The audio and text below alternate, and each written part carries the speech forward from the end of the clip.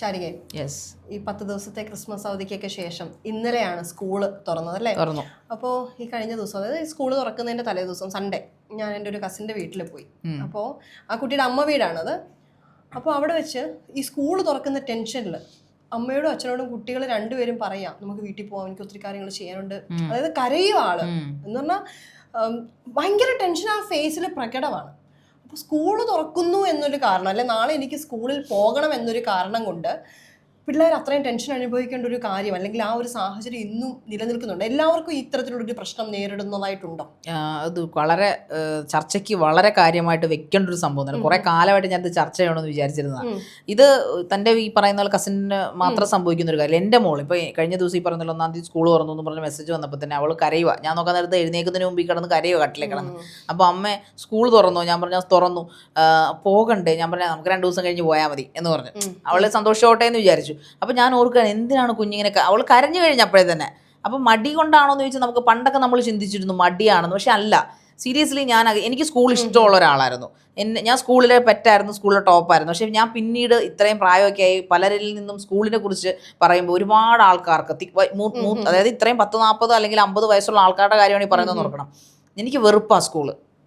എൻ്റെ ഈ പറയുന്ന പോലെ മുതിർന്ന അമ്മായിയൊക്കെ പറഞ്ഞ് ഞാൻ കേട്ടിട്ടുണ്ട്, എനിക്ക് വെറുപ്പാണ് സ്കൂളിൽ. ഞാൻ പക്ഷെ എന്ത് ഇത്ര വെറുക്കാൻ? കാരണം എന്നെ ഈഗോ പഠിപ്പിച്ചത്, അല്ലെങ്കിൽ എന്നെ കോംപ്ലക്സ് പഠിപ്പിച്ചത്, എന്നെ പഠിപ്പിക്കാതെ അവർ ചിലപ്പോൾ 8-ാം ക്ലാസ്സിൽ പഠിത്തം നിർത്തിയതാ. അതിൻ്റെ കാരണം പോലും ടീച്ചർമാരുടെ വെറുപ്പാണെന്ന്. പാർഷ്യാലിറ്റി, സ്ട്രിക്ട്നെസ് ആവാം, നമുക്ക് ഡിസിപ്ലിൻ ആവാം. പക്ഷെ നമ്മുടെ സ്കൂള് ഒരുപാട് കാര്യങ്ങൾ മാറേണ്ടതുണ്ടോ? ഇപ്പോൾ ഈ പറയുന്ന പോലെ എന്നെ സംബന്ധിച്ചിടത്തോളം എനിക്ക് സ്കൂളിൽ പോകുന്നത് ഭയങ്കര ഇഷ്ടമുള്ള ഒരാളായിരുന്നു. എനിക്ക് രാവിലെ സ്കൂളിൽ പോകുന്നു, വൈകുന്നേരം സ്കൂൾ ബെല്ലടിക്കുന്ന എനിക്ക് വിഷമമുള്ളത്. പക്ഷെ എല്ലാ കുട്ടികളിലേക്കും അത് എത്തുന്നില്ല. ഇപ്പം 100 കുട്ടികളെ നമ്മൾ എടുക്കുകയാണെന്നുണ്ടെങ്കിൽ അതിൽ 90% കുട്ടികളും എത്രയും പെട്ടെന്ന് ബെല്ലടിക്കണമെന്ന് പറഞ്ഞ് പ്രാർത്ഥിക്കുന്ന ആൾക്കാരാണ്. അതായത് എനിക്ക് എങ്ങനെയല്ലോ വീട്ടിലെത്തിയാൽ മതി. അതാണ് നമ്മുടെ സ്കൂളിന്റെ അന്തരീക്ഷം. അത് whether it CBSE, ICSE or government Kerala syllabus, സ്റ്റേറ്റോ മാനേജ്മെന്റ് എന്തോ ആയിക്കോട്ടെ, അതിലിപ്പം സ്ട്രിക്റ്റ് ആവാം അല്ലാതാവാം. പക്ഷെ സ്കൂളിൽ കുഞ്ഞുങ്ങൾക്ക് പോകണ്ട. അതൊരു ജനറൽ ആയിട്ടുള്ള ഒരു വലിയൊരു വിപത്തായി മാറിക്കൊണ്ടിരിക്കുകയാണ്. കുഞ്ഞുങ്ങളുടെ കുഴപ്പമാണോ ശരിക്കും? കുഞ്ഞുങ്ങളുടെ കുഴപ്പമല്ല അല്ലെ, ടീച്ചേഴ്സിന് ഇതിനകത്തൊരു വലിയ പങ്കില്ലേ? ടീച്ചേഴ്സിനുണ്ട്, സ്കൂൾ മാനേജ്മെന്റിനുണ്ട്, PTA ഉണ്ട്, എല്ലാവർക്കും ഉണ്ട്. നമ്മുടെ പാരന്റ്സിനുണ്ട്. നമ്മുടെ സ്കൂളിൽ വിട്ട് നമ്മുടെ പാരന്റ്സ്, അവരുടെ അച്ഛനോ അപ്പൂപ്പനോ അമ്മൂമ്മയും എന്താണോ ചെയ്തത് അത് തന്നെയാണ് അവർ പിന്നെ റിപ്പീറ്റ് ചെയ്തുകൊണ്ടിരിക്കുന്നത്. ഇപ്പൊ എന്റെ മോളോട് ഞാൻ പറയാറുണ്ട്, മോളെ നീ മടിച്ച് ഡിസ്റ്റിങ്ഷൻ ഒന്നും വാങ്ങിക്കണ്ട, നീ അറിവ് നേട്, നീ തോറ്റാലും കുഴപ്പമൊന്നുമില്ല. അല്ലെങ്കിൽ ഞാൻ സീരിയസ്ലി പറയുന്നതാണ്. എന്നെ ഇതിന് വീട്ടിൽ ഒരുപാട് ചീത്ത ഞാൻ കേൾക്കുന്നുണ്ട്, എന്റെ പാരന്റ്സിന്റെയും എന്റെ റിലേറ്റീവ്സ്. നീ എനിക്ക് എന്ത് വഴി, നീ ആരാന്ന് നിന്റെ വിചാരം, നീ കൊച്ചിനോട് എന്തൊക്കെയാ? അപ്പൊ കുഞ്ഞ് ഇത് തന്നെ പറയും, അമ്മ പറഞ്ഞിട്ടുണ്ട് ജയിച്ചാൽ മാത്രം മതി, ഒരുപാട് വലിയ ടെൻഷൻ ഒന്നും. എനിക്ക് കാണാൻ വയ്യ അവളുടെ ടെൻഷൻ.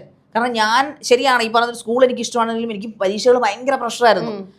കാരണം ആദ്യത്തെ 1, 2, 3 റാങ്കിലും ഉണ്ടായിരുന്ന ഒരാളാണ് ഞാൻ. സ്കൂൾ 10-ാം ക്ലാസ് വരെ ഉണ്ടായിരുന്നല്ലോ കേട്ടോ ആ പേര്. അത് കഴിഞ്ഞപ്പോൾ എല്ലാം തകർന്നു.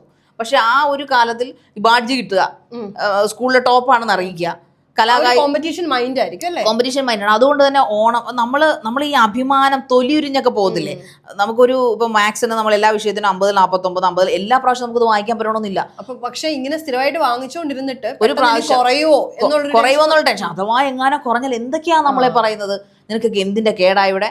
ശരിയായിരിക്കാം, അവർ ഹാർഡ് വർക്ക് ചെയ്ത് നമ്മളെ വളർത്തുന്നു, മറ്റുള്ള കുട്ടികളെ വെച്ച് കമ്പയർ ചെയ്യുക. നീ അപ്പുറത്തെ റിയയെ കണ്ടില്ലേ, നീ അപ്പുറത്തെ മൃദുലയെ കണ്ടില്ലേ, നീ അപ്പുറത്തെ ശാരികയെ കണ്ടില്ലേ എന്ന് നോക്കും. നീ അവരെ കണ്ടുപിടിക്കുക, നിനക്കല്ലേ ഉള്ളൂ, നിനക്ക് ഒന്നിന്റെ കുറവാ ഇവിടെ എന്ന് ചോദിച്ചു തുടങ്ങുമ്പോൾ അതൊന്നും അല്ല. അതുങ്ങളോടൊപ്പം കുട്ടികളാണ് ഇങ്ങനെ സംഭവിക്കാം.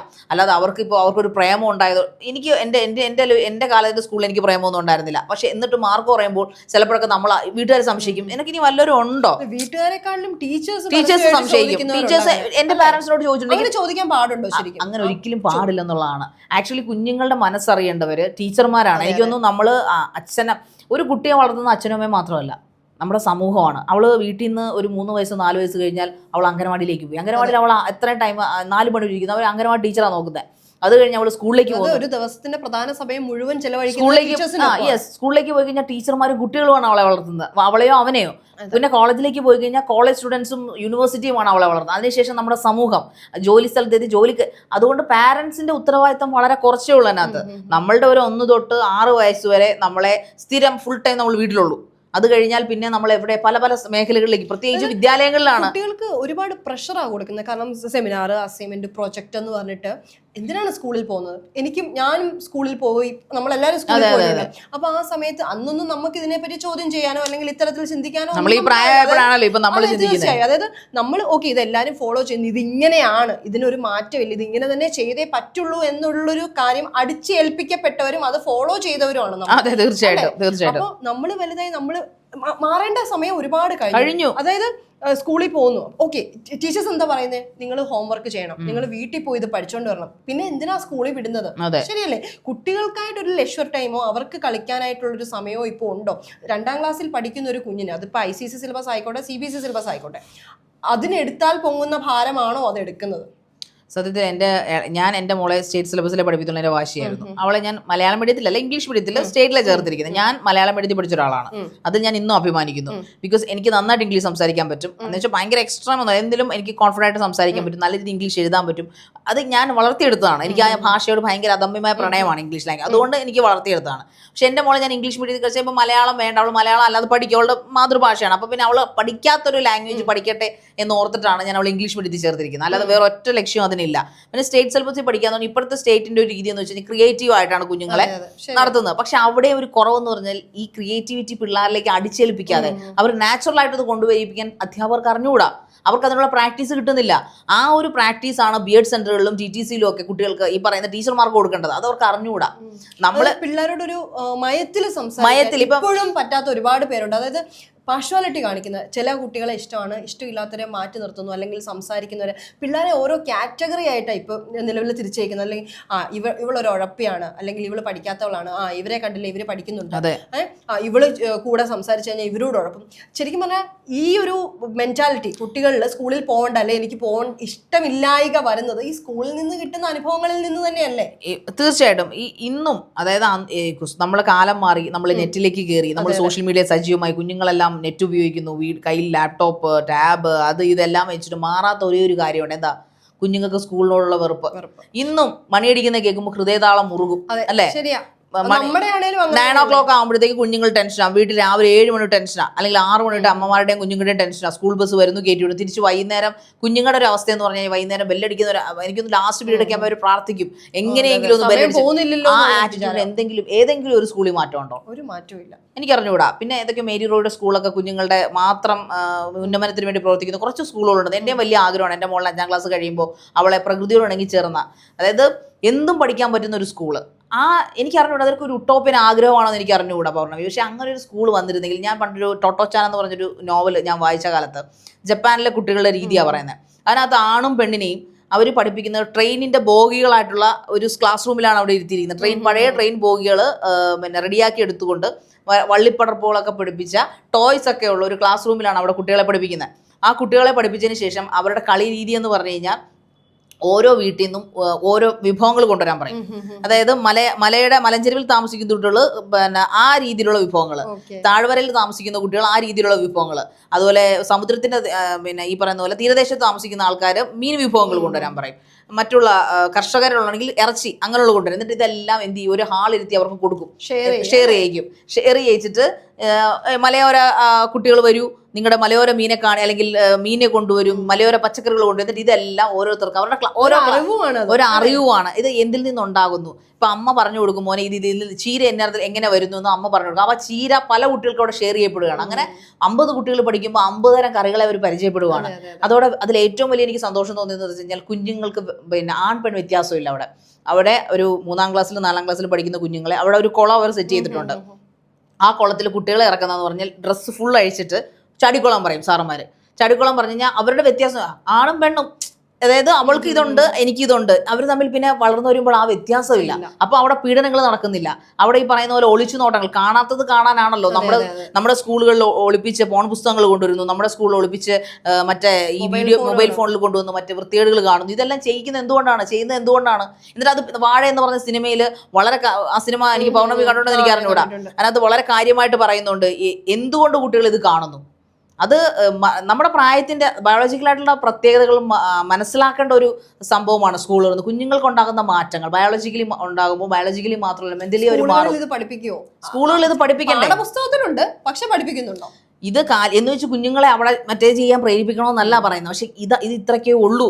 അതായത് ഒരു ഹ്യൂമൻ ബീയിങ് ആകുമ്പോൾ ഇന്ന വികാരങ്ങൾ ഉണ്ടാവും, ഇന്ന കാര്യങ്ങൾ ചെയ്യും. ഇതെല്ലാം ഒരു വികാരത്തിന്റെ പുറത്ത്, അതൊരിക്കലും അപകടകരമായ രീതിയിൽ ചെയ്യേണ്ടതല്ല, ഒരാളെ ഉപദ്രവിക്കേണ്ടതല്ല എന്ന് നമ്മുടെ മക്കളെ പഠിപ്പിച്ചു കൊടുക്കാത്തതിന്റെ കുഴപ്പം കൊണ്ടാണ് ഇന്ന് കുഞ്ഞുങ്ങൾ വരെ റേപ്പ് ചെയ്യപ്പെടുന്നത്. ഇവിടെ എല്ലാവരും മാനസിക രോഗികളാണോ? ചെറിയ പ്രായത്തിലുള്ള കുട്ടികൾ പോലും റേപ്പ് ചെയ്യപ്പെടുന്നതിന്റെ കാരണം അത് തന്നെയാണ്. നമ്മുടെ ലൈംഗികതയെക്കുറിച്ചുള്ള വികലമായിട്ടുള്ള സങ്കല്പങ്ങൾ. അപ്പോൾ ഇതിന് ഈ ഒരു കുറഞ്ഞ മിനിറ്റിൽ നമുക്ക് ചർച്ച ചെയ്ത് തീരുന്നതല്ല.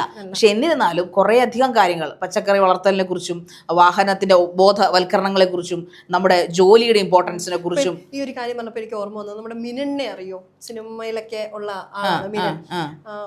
അവരുടെ അച്ഛൻ ഒരു തവണ എനിക്കൊരു സ്റ്റോറിയായിട്ട് ബന്ധപ്പെട്ട് പുള്ളിയായിട്ട് സംസാരിക്കാനും ആ സ്റ്റോറി എടുക്കാൻ പോകാൻ ആ ഒരു സാഹചര്യത്തിൽ സംസാരിച്ച പുള്ളിയുടെ 2 മക്കളും, അതായത് ഈ മിനൻ അടക്കമുള്ള ഒരു സഹോദരിയാണെന്ന് തോന്നുമ്പോൾ ഇവർ രണ്ടുപേരും സ്കൂൾ വിദ്യാഭ്യാസം ഇവർ രണ്ടുപേരും സ്കൂളിന്റെ പടി കണ്ടിട്ടില്ല.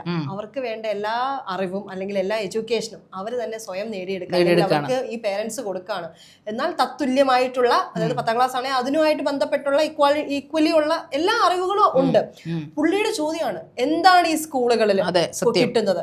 എല്ലാരും എന്തിനാണ് ഈ ബ്ലൈൻഡ് ആയിട്ട് ഈ ഒരൊറ്റ കാര്യം ഫോളോ ചെയ്യുന്നത്? ശരിയല്ലേ? സീരിയസ്ലി നമ്മൾക്ക് ആർക്കെങ്കിലും അങ്ങനെ ചിന്തിക്കാൻ പറ്റിയോ? അല്ലെങ്കിൽ ആ വ്യക്തി സംസാരിച്ചപ്പോൾ ഞാൻ അടക്കം ചിന്തിച്ചു, ശരിയല്ലേ, നമ്മുടെ ഈ സമ്പ്രദായം ഫോളോ ചെയ്യണമെന്ന് എന്താണ് നിയമം?